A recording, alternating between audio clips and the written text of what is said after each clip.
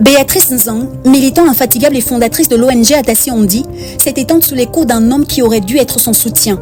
Celui qui partageait sa vie autrefois, au lieu de la protéger, s'est révélé être son bourreau. Aveuglé par la jalousie et la possessivité, Rodrigue Minta-Meigné, un coach en développement personnel, censé prôner la maîtrise de soi, a choisi la violence comme réponse à son propre désarroi. Ce drame dépasse le simple fait divers. Il illustre une réalité trop souvent tue, celle d'une société où des femmes paient de leur vie l'incapacité de certains hommes à accepter leur liberté. Un féminicide qui ne doit pas être réduit à une statistique. Combien de temps cette affaire restera-t-elle dans les esprits avant d'être reléguée aux oubliettes comme tant d'autres? Trop souvent, la société trouve des justificatifs au bourreau. Un excès de colère, une jalousie dévorante, un amour dévoyé. Mais l'amour ne se mesure pas à un coup porté, en cri menaçant ou encore en vie brisée. Arrêté et placé en détention à la prison centrale de Libreville, Rodrigue Minta-Meigné devra répondre de ses actes. Mais pour combien de temps?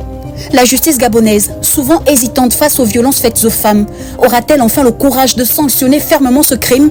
Ou laissera-t-elle, comme trop souvent, le silence recouvrir cette tragédie? Il y a quelques mois en arrière, la journaliste gabonaise de Magdala Eyi avait fait de graves révélations d'un harcèlement sexuel qu'elle a subi par un DG d'un média, un cri à l'aide que les autorités n'ont pas pu saisir. Pourquoi les femmes devraient être des victimes à chaque occasion? Béatrice Nzang n'était pas qu'une victime, elle était une femme engagée, une militante, une voix pour les plus vulnérables. Son action en faveur des personnes en situation de handicap faisait d'elle d'une lumière dans un monde souvent insensible à la souffrance des autres. Mais qui s'est inquiété de sa propre douleur? Qui aperçut les signes avant-coureurs de ce drame? Tandis qu'elle menait un combat public, elle livrait une bataille silencieuse contre un homme qui ne supportait pas son indépendance. Son meurtrier n'a pas seulement mis fin à une vie, il a éteint une flamme qu'il ne pouvait pas contrôler. Le Gabon ne peut plus rester spectateur de ces violences. Combien de Béatrice faudra-t-il encore pleurer avant que des mesures concrètes soient prises? Les lois existent, mais leur application reste trop souvent inefficace. Les campagnes de sensibilisation se multiplient, mais leur impact reste limité.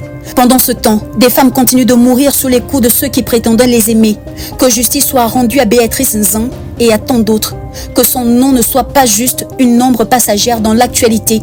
Son combat ne doit pas s'éteindre avec elle. Aujourd'hui, c'est à nous de porter sa voix, de refuser l'indifférence, de réclamer la justice. L'heure n'est pas aux simples hommages.